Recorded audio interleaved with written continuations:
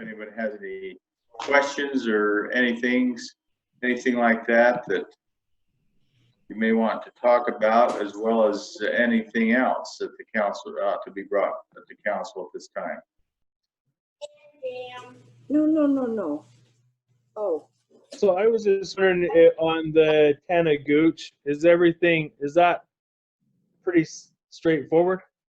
There's just quite a few documents in there that I was looking at, and I just wondered if there's issues or concerns, or if it's pretty straightforward. I think we are finally to the point that it's pretty straightforward. Okay. I think they've, it's now been inspected and they've passed everything that was required.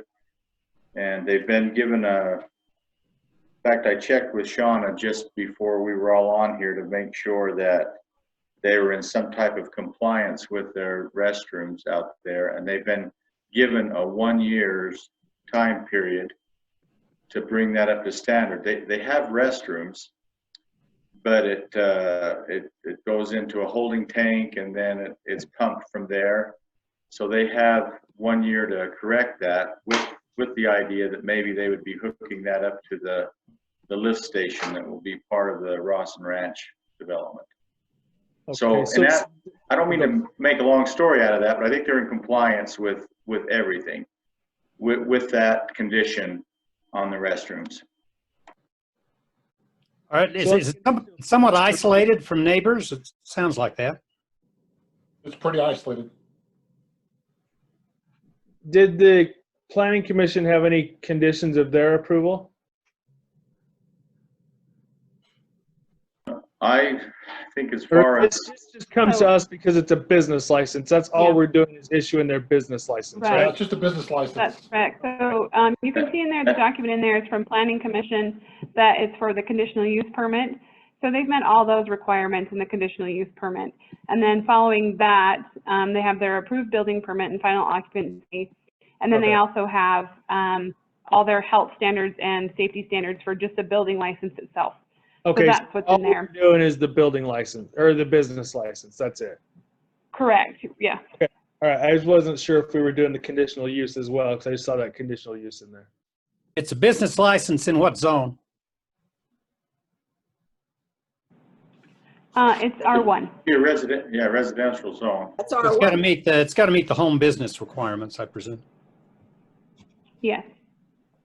How about the traffic issues? Any problem there? No, so it's not a very great copy, so I apologize. Our printer's kind of acting a little strange, but you can see on there that she's got a large area for parking, and that's separate from the main building. So she's provided that plan to the fire district, and they have approved that. Okay.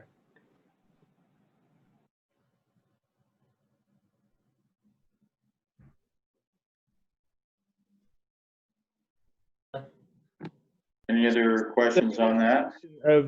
On the condition of the sewer being fixed within a year, who verifies that happens? Like, how do you keep? With approval from the Weber Morgan Health Department for her 1 year permit, they have a strict tracing policy, so they know exactly when that will be up. And then also on our system, it's flagged for renewal. So when she goes to renew for next year, we'll either approve or deny that renewal based on her approval from the health department. Okay, sorry for all the questions. I was trying to understand. Oh, no, you're fine. Yeah, I think that helps all of us, Chris. Thanks. Are there any other questions that you might have as you look down through the agenda? Looks like the rest of them are pretty straightforward to me. The rezone, it meets the general plan, so there's nothing with that. So I had a question. I tried to access the notes from the Planning Commission meeting and couldn't find that. What was the Planning Commission's thoughts on all three? Was there any comments? Was there any negative feedback on the rezone? There was nothing on the rezone. There was nothing on H.L. Parker. There was a few comments on the 8 Hadley Valley, which I'll share with you when I get into the presentation. Okay. On a positive note, the mayor was kind enough to call me last night, and for those that have driven by the city building, we have bathrooms. Pretty awesome. That's awesome. Hey, Shauna, the website looks awesome too, by the way. Oh, thanks. Yeah, so Thanks, as Shauna. we work through that, we're constantly checking links, and I'm trying to update things that are maybe broken from the old site, or if something is causing confusion that maybe made sense on our end, but it's not going to make sense on the resident side, if you will just let us know and we'll get that corrected. The only thing that I couldn't find today was an application for subdivision. Is that somewhere I couldn't find it? No, that's still not posted. Okay, all right. Yeah. Yeah, back to what Chris Paulson, Councilman Paulson said, if any of you have a chance, if you haven't already, I'd encourage you just to drive by and take a look at the restrooms. They do look really nice. Cool, they're in that fast. Well, there's kind of a joke about Salt Lake City, when someone was visiting with some of the people down there and wondered, every building that they ask about, no matter what amount of time it took to build, the answer was, well, we could have built it quite a bit faster than that. Until they asked about the Salt Lake Temple, and they said, well, when was the Salt Lake Temple built? And the tour guide said, well, I don't know, it wasn't there yesterday. They drive. So it kind of ties in with these restrooms. If someone were to drive by yesterday, they were not here. But if you drive by them today, they're all built, they're all in place, and they look really nice. And Are they functioning that quick?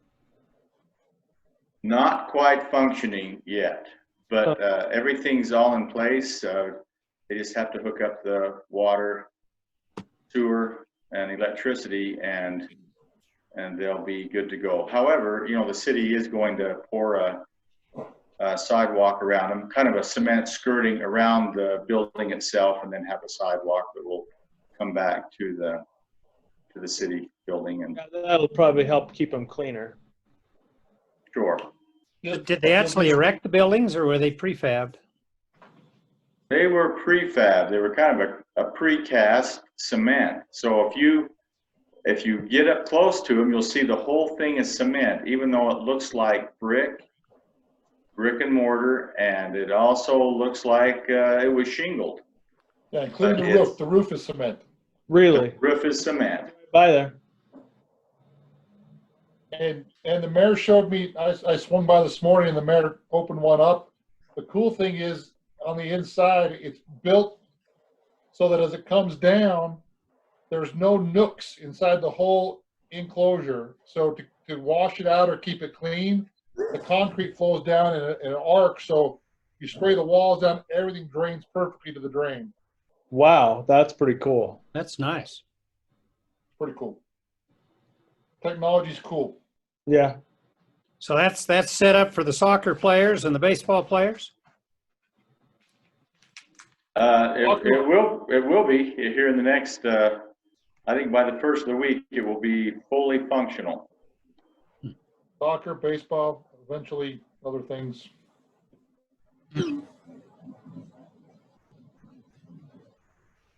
Well, if there are no other comments, we have Sherry Bingham here that could give us just kind of a rundown of what we'll have for the Hooper Tomato Days, and any other questions that you might have about that. So does anyone have any other questions or anything? If not, we'll just maybe turn a little time over to Sherry during this work session. Okay. Before we jump to Sherry, if I could, so a couple things that we still haven't hammered down. And I know Ryan had expressed when I talked to him wanting to be involved, so maybe today's not the day to hammer him too much, but and I have talked with Councilman McCabe. I needed to reach out to Brad and Cindy. The city planner position is something that, or whatever that position is, that I still think as a council, we'd like to communicate with the mayor and the staff on that. Absolutely. And then also, there are a couple different items that we brought up in regards to the curb and gutter requirement, the escrow money, and some of those things that we wanted to talk about in work meetings. I guess if my suggestion or hope is that maybe for next meeting, council people that are here, and then, you know, I'll reach out to Ryan, but if you kind of come prepared to talk about some of those things that we kept bringing up, but we haven't. I actually sat down and said, let's hammer this out. Maybe we can do that next meeting. I'd be glad to send out a list if you'd like of things that I think we've talked about in the past, but we just keep not getting back to. Yeah, would you send a list? Yeah. Okay. And then, Mayor, if we have a document with a job description for the planner, we would like it to be reviewed. If we send that to you and Reed, who needs to review it? You say if you put one together, you'd like to send it in to Yeah. have reviewed here, if you have some ideas about that. Yeah. Sure, just send them in and we'll, I think what we've kind of envisioned when it comes to a planner, we do want to hire someone that has some, credentials where they could do some inspections so that they actually start being able to contribute things. When it comes to planning the city of Hooper, I'd like to think that we would have some input on there. Well, I'd like to. I think our planning commission, right today, our planning commission really is our planning department. But as this general plan starts to unfold, it would be nice to have someone on board that could work through that with us so that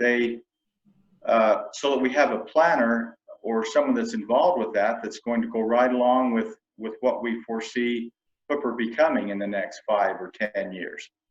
And so that we're not having a planner in there that's really been schooled to look at this a different way than what the residents of Hooper would like to see it.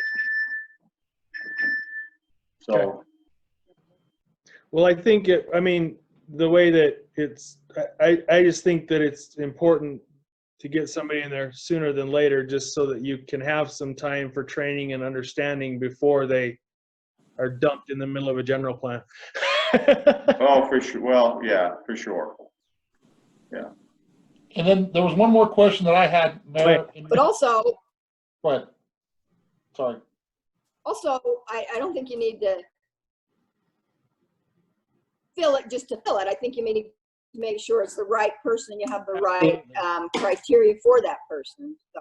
Yeah. So maybe what I'll do, I'll finish up reviewing this document from my side, and then I'll send it to you guys for review. So are you thinking of a job description or criteria for hiring? A job description. Okay.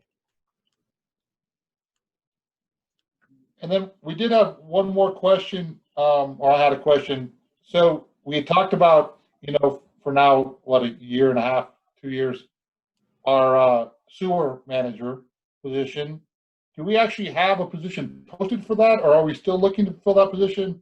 I noticed on the website we don't show it as an open position. What's the status there? And if so, is there a job description that exists?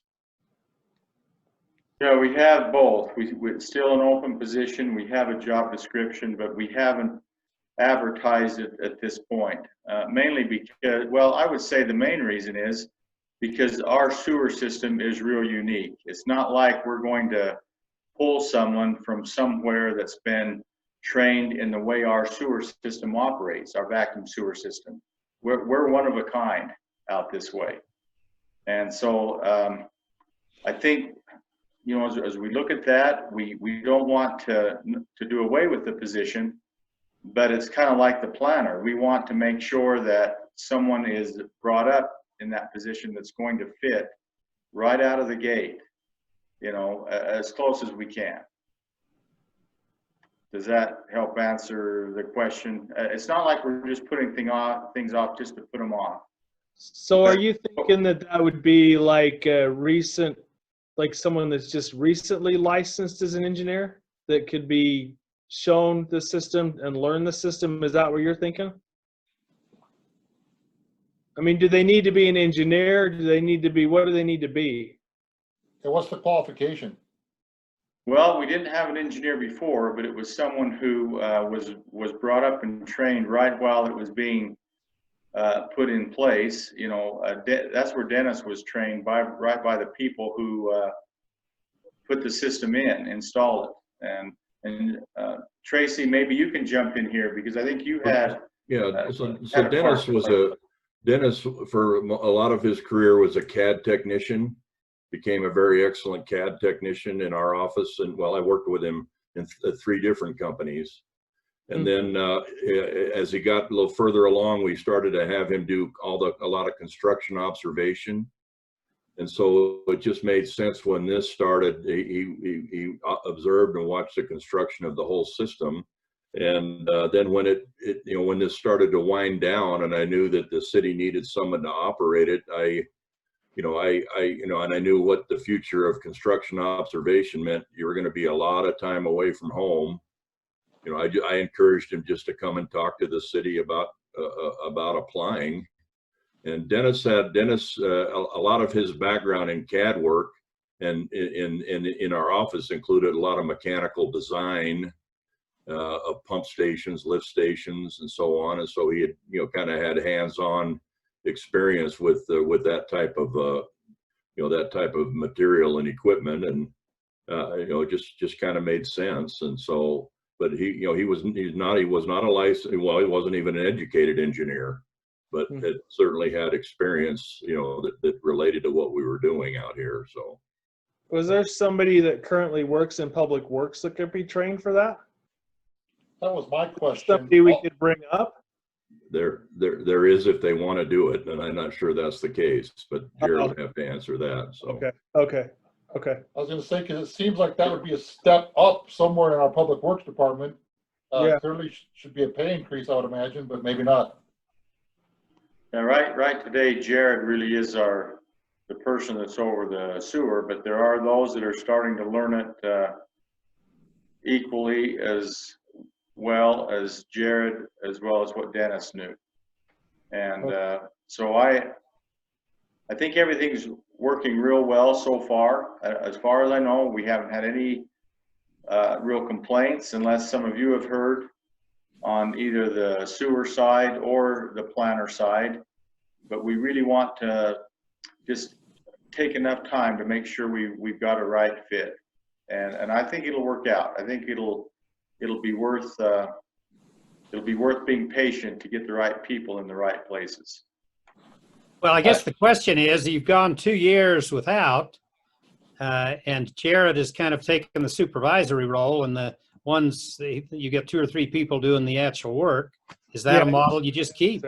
Right.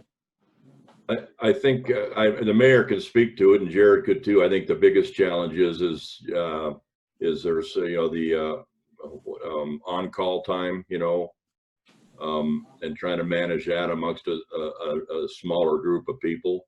Yeah. So somebody's on call 24/7. They rotate that, and they always had an extra person when they were doing that previously, and it helped. But yeah, maybe that's the key, is that we train someone that can be an on-call individual, and maybe we don't have to have the backfill of hiring the administrative role. I don't know. The other thing I'll mention, if you bring somebody in that is not familiar with the vacuum, which is going to be a very probably true. Right. Airvac, the manufacturer of all the equipment, they offer training back at their facility. You go back there a week and get some intense training, and you come out of there, and then you come out and get your hands dirty out here. So it's something that somebody can learn. It just can't. It's got to be somebody who's willing and to take the responsibility and learn and grow in the position. So. Okay. Any other questions or comments on that? Sorry, Sherry. No, that's all right. Well, Sherry's just sitting here close. It's not like she has to go very far to be seen or heard. So, Okay, so I just want to go through a few things just real quick. Hooper Tomato Days. So what we are having for Hooper Tomato Days is we're having fireworks on Saturday, September the 5th. We will have them here at the Civic Center, the North Park again. It's just a little easier to monitor. Well, the park will be closed. We'll announce it the same as we did for the 4th of July. People can park around the park. They can stay at their homes or any other spot where they can watch them and do safe physical distancing. One thing we wanted to do along with that, though, we've talked about, is actually going ahead and doing our Easter egg hunt, but dividing it into 4 groups. So at any given time, we don't have a number here that is larger than we can have within the health department requirements. So on the morning of Saturday, September 5th at 9 o'clock, we will have one age group, which is 1, 2, and 3-year-olds. Then at 10:30, we'll have 4, 5, 6-year-olds. Then on Monday morning at 9 o'clock, do 7, 8, 9. And then at 10:30, 10, 11, 12. Again, we'll have it at this park because there's more of a space that we can spread the children out. We have some pretty specific guidelines of how soon they can line up. They have to wear masks. Parents, except for the youngest groups, are not going to be allowed to come. We just have had this candy and it still is good, but we wait too much longer, it's not going to be. So does that sound all right with everyone? You know, by the time we divide them up in those 4 age groups, we really don't feel like we will have a large enough number for it to be a concern. Does that sound all right? Yeah, it sounds good to me. Hey, So Sherry, that's the only things we will be having other than selling t-shirts. The t-shirts will be here on August the 17th. We will just be selling them out of the Civic Center. We'll probably have a tent out front. We'll have t-shirts and hats. It'll be $10 like they've been in the past. They're really cute. So I think that'll be something we can do. Another thing we have coming up on September 21st is the health fair. And again, we will do it all outside with the exception of having our flu shots that they can, because sometimes they need to have a private place if someone has to drop a sleeve of a shirt or something to get their flu shot. But when I've been talking to the health organizations, if things change horrifically bad by then we still probably will do our flu shots because we feel like that's a real benefit for our residents. But we really feel like we can social distance this enough at the park. And again, we don't have that large of a number here at any given time. One thing I wanted to ask you real quick is with this money that we have received, we wanted to do some kind of a PPE that we can pass out to everyone. So Shauna's got some price for some little hand sanitizers that we could actually get Hooper City's logo put on. That would be roughly around $5 a piece to do those. And we thought we could save for the first 500 people. And we could also check into getting some masks that we could give to the first, you know, a collection of masks so we could give to them when they come to the health fair. And that was one thing I wanted your opinion on. And another thing, in the past, we've been able to receive a grant that we have had meal coupons that we've given to them. So we've had a $3,000 budget for the health fair. 1,500 of that I received a grant. 1,500 of that Hooper City paid. This year I haven't been able to secure any grants for that specific thing. So I don't know if we want to still have Hooper City pay 1,500 and give people a reduced coupon. If we want to go ahead and spend $3,000, which we certainly have money because we are not doing Hooper Tomato Days. We have enough sponsors to cover everything for Hooper Tomato Days this year. I just didn't know what you wanted to do with that. I think it's a nice thing. It's in recognition of National Eat With Your Family Night in September. And, you know, it is nice to be able to give a food coupon, but I wanted to ask you your opinions on that as well in 30 seconds. Well, will there be food trucks? They would have food trucks. There'd be food trucks. Mm-hmm. So is it a coupon for the food trucks? Yeah, so what we've done in the past is we've given out 500 coupons. We've had 3 different food trucks. They could take that coupon and get a free meal at one of the food trucks. And the food trucks have agreed to give us those meals for a specific price, which was $6. And we've had like Marquesas, corn dogs, we've had pizza, we've had Mexican food, we've had a salty pineapple that was kind of a Chinese type. Anyway, so that's what they were. So so it's our choices. We don't do anything at all, just have food trucks, let people pay for their own. We decide to get paid $1,500 and each person would get, like the 500, would get a coupon that says this coupon's worth $3. And then they would each have to pay $3 a meal, or we fund the whole 3,000. And again, we give out 500 coupons and everyone gets a free meal. And in the past, only at the very end have we ran out of coupons. We pretty much had enough for people that wanted them to be able to give them out to people if they wanted to come. But I didn't know how you felt about that.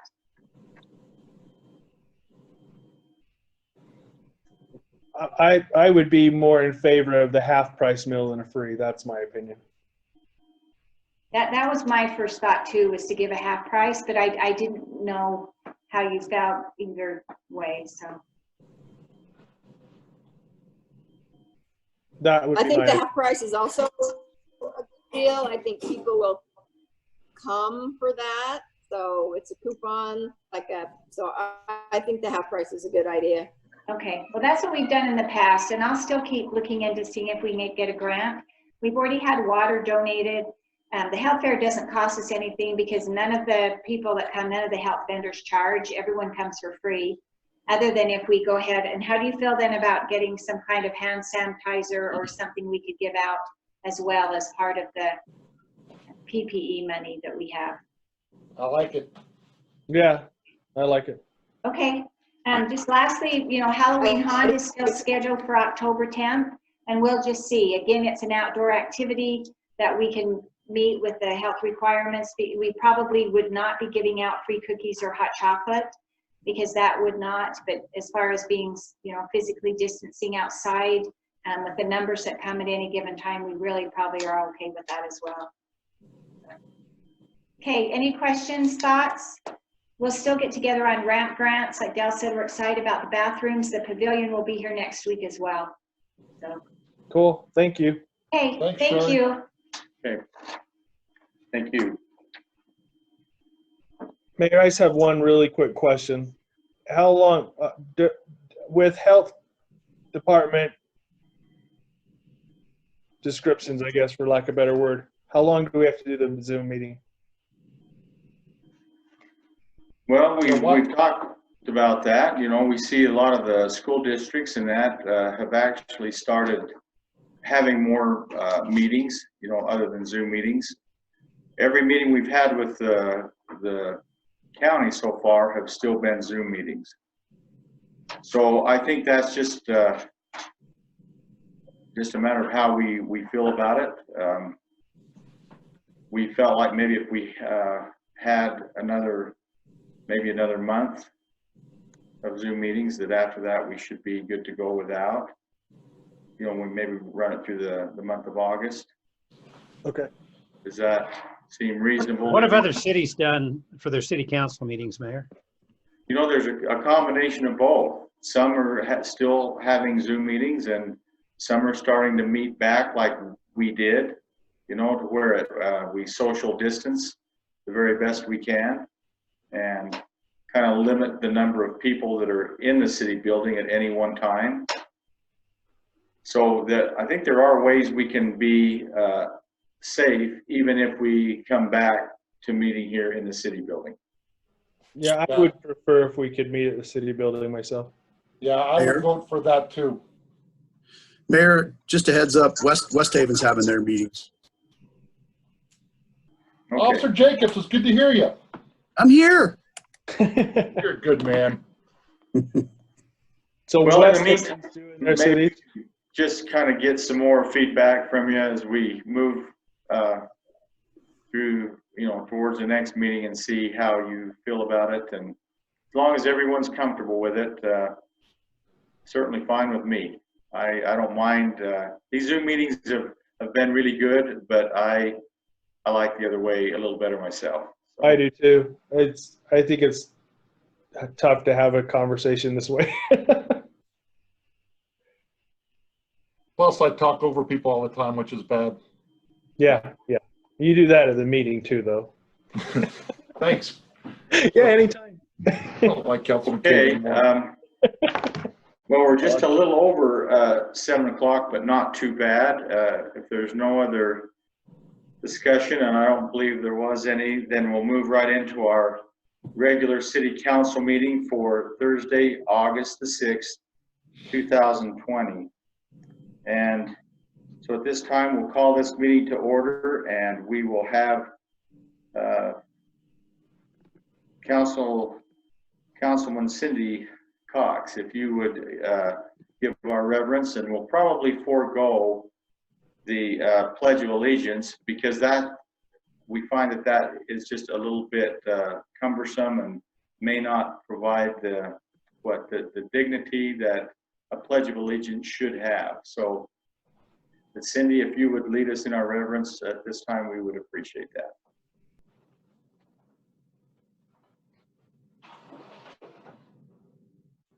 Our dear Father in heaven, we're deep grateful for the many blessings that we receive. We're grateful that we are able to meet at this time and discuss the business of the city. Please help us that we will keep those things in mind that are reference to the city and to the ordinance and the trust of the people that we hold. Help us that we can make those right decisions. Please bless those that are suffering because of the coronavirus, that they can receive those blessings that they need. Help us that we can support and pray for the guidance for our city leaders, state leaders, and country leaders at this time. We're grateful for all those many blessings that we enjoy. These things we pray for in the name of thy Son, Jesus Christ. Amen. Amen. Amen. Okay, well, thank you. So at this time on the agenda, we will ask if there are any conflicts of interest or anything that should be disclosed by any members of the council that you see on the agenda that would create that. Again, a conflict of interest, or if you need to disclose anything, if there is a conflict of interest. So item number 3 and 5 are both done by us. We haven't really done anything on the Whittison property yet, but we will be the engineer of record. Okay, so at this time, Councilman Cave, we'll just ask that you not vote on those 2 items on the agenda, and we'll just move forward from there. So if you've had a chance to review the minutes from July 16th, 2020, and if you've seen a reason to amend those, or if not, we would entertain a motion for approval. I'll go ahead and make a motion that we approve the city council meeting minutes from Thursday, July 16th as written. Okay, I'll second. Okay, a motion from Councilman Cave and a second from Councilman Osler. Any discussion on that? Okay, all those in favor? Aye. Aye. Aye. That was unanimous, so there's no opposed. Okay, thank you. Okay, at this time on the agenda, then we would open it up for any citizens' comments. And Shauna, has there been anyone that would have any at this point that maybe they've emailed into you or anything like that? No, at this time, I don't have any citizen comments, and I don't show anybody in the chat room waiting to speak. Okay, well, thank you. So as far as city business, first on the agenda is the approval for a commercial license for Tana Gooch, the Country Wedding and Events, for Country Wedding and Events. And this has been a little while. You know, we provided a conditional use permit for Tana quite a while ago, because it is in a residential zoning area.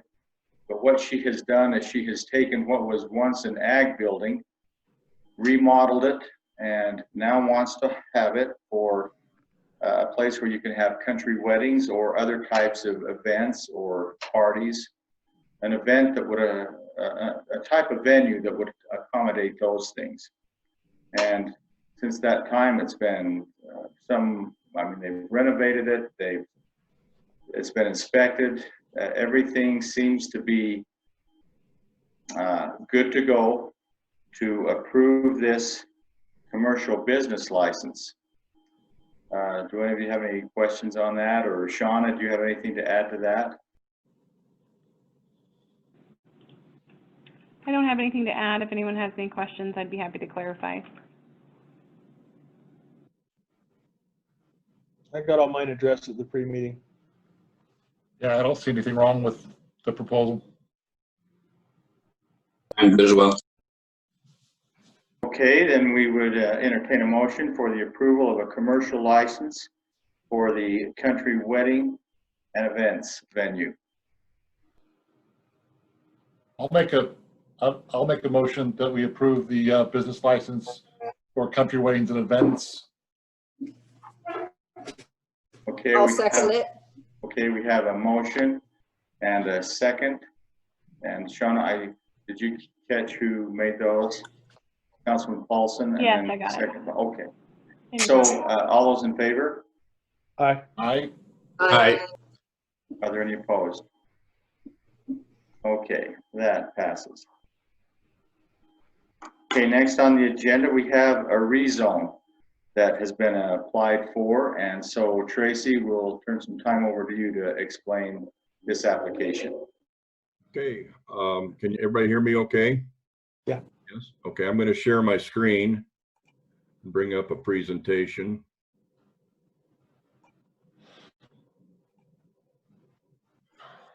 Okay, so this, as the mayor said, this first item is a rezone request from the Whittison Trust, by Lewis Meyer on behalf of the Whittison Trust. It's R1 to R2, 14.3 acres, just off of 4,000 South and east of 5,500 West.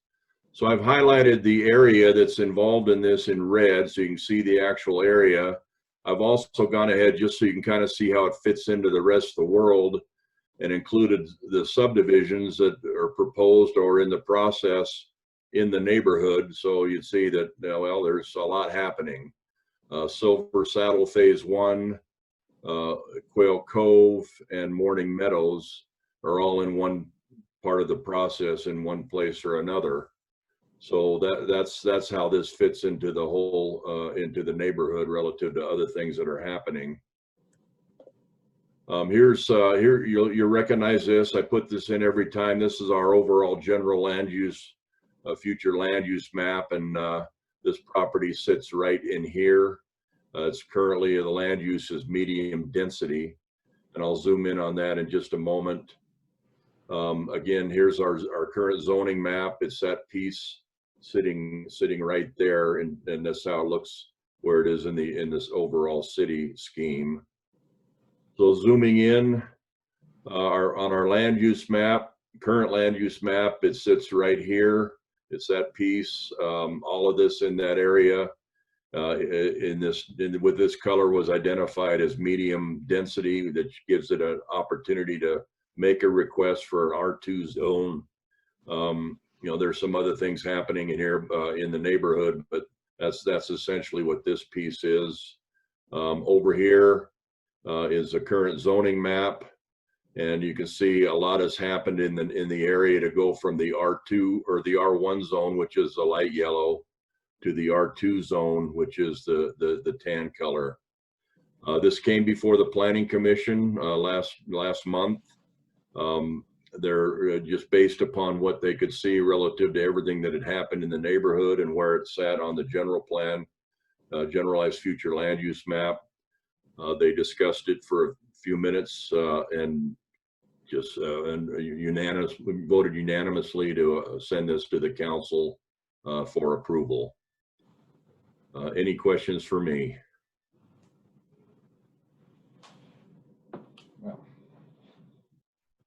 Pretty straightforward. Looks pretty straightforward to me. Yeah.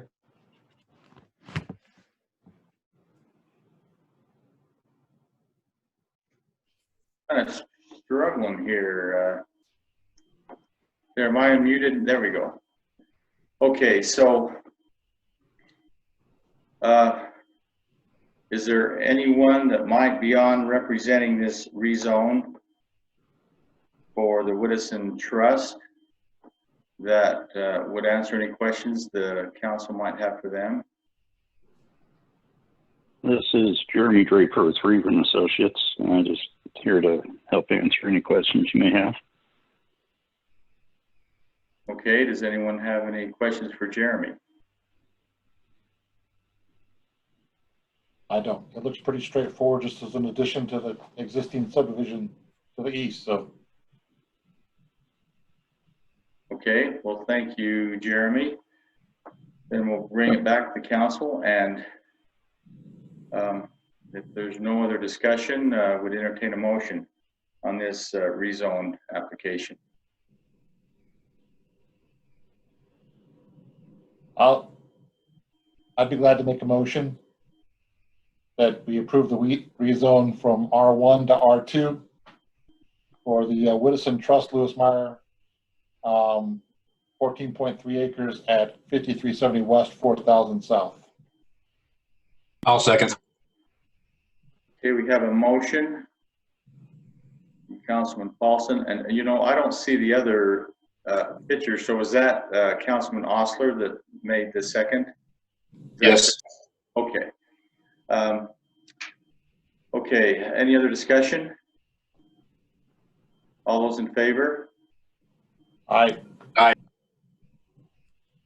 And are there any opposed? Okay, I guess that passes. Did we lose Councilman Cox? You know, it's not coming through very good for me either. I can't really see everyone or hear everyone, I don't think. Cindy's there. She's muted. I didn't hear a lot of that. It was in and out. When it went to Tracy's screen, it wasn't very good, but I heard it, so. Okay, so what do you mean when we went to Tracy's screen, it wasn't very good? Tracy's, in other words, it kind of blocked some other. Can you hear us now?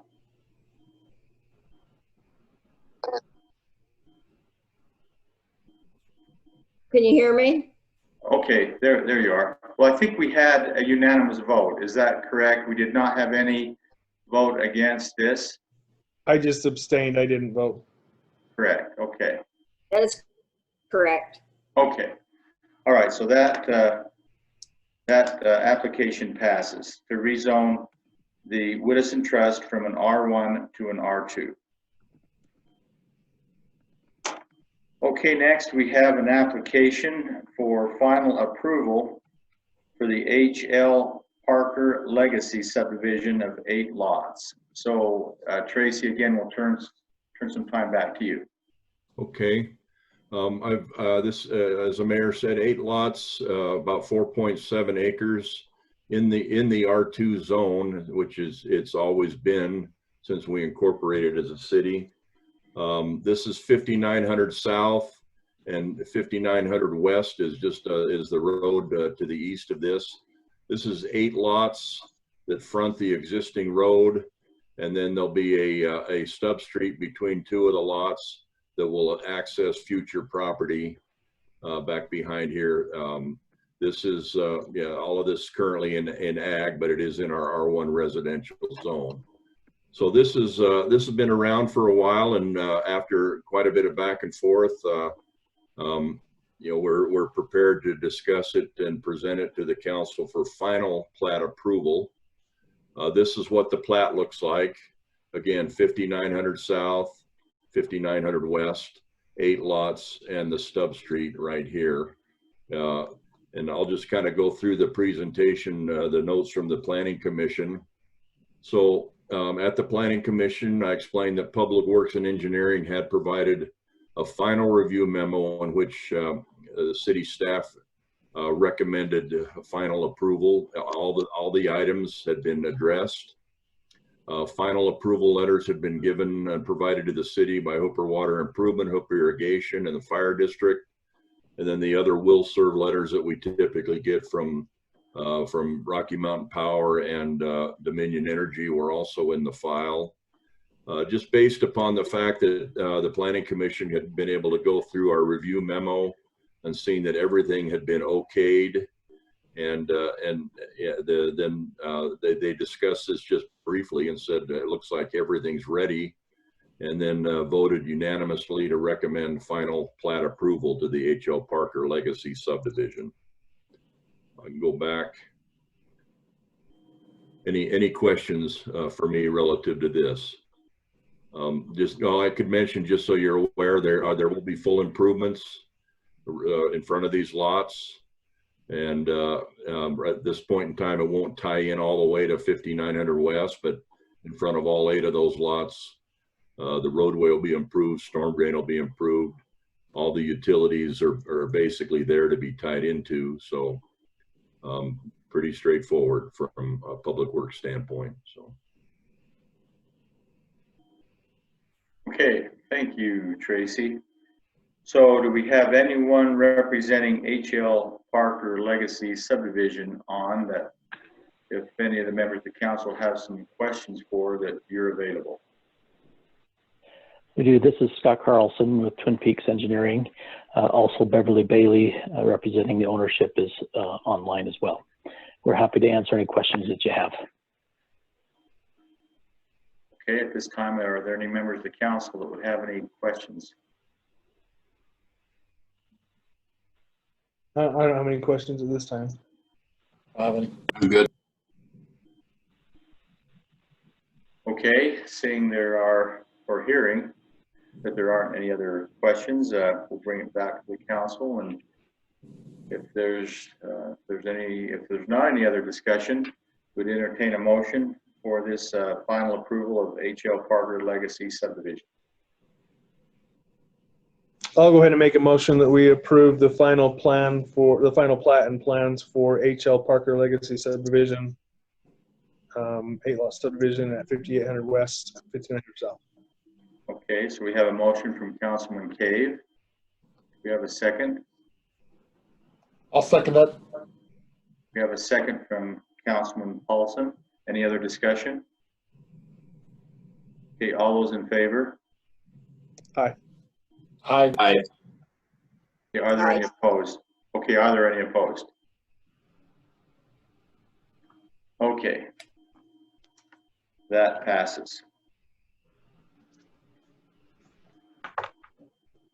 Okay, next on the agenda, we have final approval for the Hadley Valley subdivision of 26 lots at 4500 South, and probably should be 5500 West. My agenda says 5400 West. Well, yeah, and the reason for that is the interior street that comes in this way is actually 5400. Okay. 5500 out here, so. Okay. So it fronts on 5500 West, and then there's an interior street that got named 5400 West. So, but anyway, this is the Hadley Valley subdivision. Again, here for final plat approval. This came before the Planning Commission last month as well. The area in blue roughly represents the actual Hadley Valley subdivision. I went ahead and just part of the presentation added a couple of things that we've already seen and approved. 2 lots representing Pat Acres and 2 lots representing Anita Acres, just so you can kind of see how they fit into the overall big picture here. And so again, this has been around a while. We've been back and forth. One of the main issues that had to be dealt with, which has been clearly addressed, is with the irrigation company, based upon the approvals they've given, is a large buried irrigation pipeline that runs right through this area, and so they've been able to work through those issues and work through the city issues as well. I'll show you the plat here. You can see an entrance off of 5500 West. Improvements will be made around these lots here, and then in here a stub street to the east, a stub street to property here to the west, a cul-de-sac and a stub street that can tie into some property to the north. Temporary turnaround here. Again, this is this hash area is the irrigation company's easement that they're getting as part of this, so they can and maintain that pipeline. And several things were included in the design to be sure that the pipeline remains safe, you know, for a long time to come, from at least from what I can tell from the irrigation company's standpoint, because it is a 40-year-old or 50-year-old cast in place concrete pipe. So anyway, I'll just kind of talk about what happened at the Planning Commission meeting. Again, the Planning Commission had a memo from Public Works and Engineering, a final memo, which we'd recommended final plat approval just based upon having all the items checked off. Final approval letters had been provided by Hooper Water, Hooper Irrigation, and Weber Fire District. Again, other will serve letters had been provided. There was some discussion at this meeting that I just want to talk about here from there had been an email sent from one of the residents, and then another resident was represented by family there. So there were questions raised regarding, there's my typo, I knew it. There'd be one in here. Existing trees and irrigation related issues. So relative to the irrigation related issues, the developer that was there, Kenny Palmer, and I think he's on, he was able to show on this approved set of plans that he had what had been shown, what had been approved by Public Works relative to some of the irrigation issues. And that, in my opinion, that was satisfactory in terms of an explanation for how those are being dealt with. Regarding the trees, Kenny was there. The developer stated that he would coordinate with the property owner to ensure that trees remain undamaged to the fullest extent possible from the construction activities. And what I believe that means is there may be some trees that are right on the edge of the boundary that may be impacted by the construction of a detention basin and so on, but for the most part, if they can be trimmed or if they can just be completely untouched, that was the commitment that was made relative to that issue. One of the Planning Commission members, Amanda, had picked up on a little thing that had kind of been carried through a memo for some time. And I'll just explain that real quick. Right here at the end of this stub street, there's a 13-foot piece of lot right here that goes from this point to the back of that lot. In our engineering or Public Works and Engineering memo, we had said, look, you know, you end this street here, but you know this is a lot here that it's really not, it's not frontage, but it still has 13 feet of lot boundary. And we had asked a couple of times, you know, could you work it out with this owner to extend the improvements that far? Because it's kind of not fair to just kind of push that onto somebody else. We had received some feedback that no, we're not going to do that, can't do that, it's not our property. Amanda had, and I had told the Planning Commission in the pre-meeting that in Public Works, well, we just kind of said, look, we don't feel how we can force that. Always felt like the developer, Alan Karras, had done his best to do things, you know, complete and fair, but you know, it's really, we're not going to push that any longer. Well, Amanda asked the question in the meeting, well, what about this 13 feet? And Kenny Palmer was there and said, look, I don't see why that's going to be a big deal. We'll try to work it out with that property owner to make that happen, and committed to do so if they can make that work. And Planning Commission was happy to hear that effort was going to be made. So after that discussion, the Planning Commission then voted unanimously to recommend a final plat approval to the council for this subdivision with the provisions stated relative to the trees and the extension of improvements along that last little piece of lot 8 that are not in the current roadway plan. So That's how that went. Yeah. Any questions for me? Do you know the results of that conversation? I don't at this point. I just believe that the commitment was made to try. Okay. I talked to Mr. Palmer after the meeting and explained, look, if we could get permission, you get permission to just extend that to there, and maybe we could just put a little piece of pavement on an angle here just to be sure that that's protected. But I don't know what's come of that. All I know is that there was a commitment to make that happen if possible. And, okay. We just, we felt that's, that can't really force that on other property, but they said they would work to try to make that happen. So. Okay, well, thank you, Tracy. Do we have someone on? In fact, I think I saw Kenny on representing Hadley Valley Subdivision. Kenny, are you there? Yes, I'm here. Okay, so we have Kenny Palmer on. Do you have any questions for him, or I guess in particular, what Tracy has mentioned at the end of this one stub street, where the end of the stub street doesn't end equally. I mean, it's a little longer on one side of the street than the other. Has there been something that you've worked out there? Yeah, we can just do what Tracy suggested. Can you see my cursor here? No? Right. No, Okay.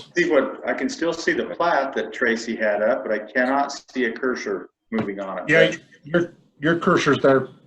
It is? Okay, so if Yeah. I can just go, if we Okay. just go extend the pavement to our property there and just do an angle across there, we would be willing to finish it up that way.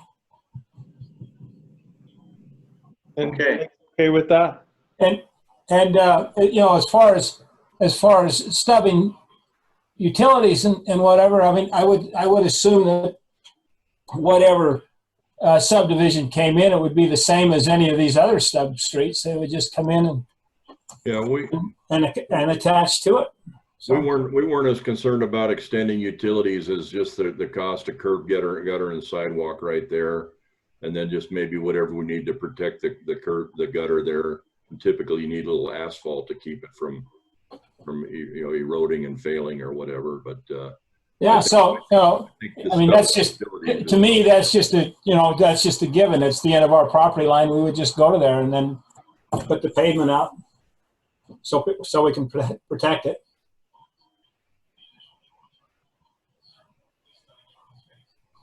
Okay, did anyone else have any questions for Kenny?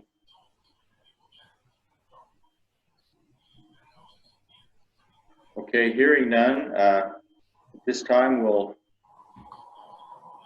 entertain a motion for the final approval of Hadley Valley subdivision.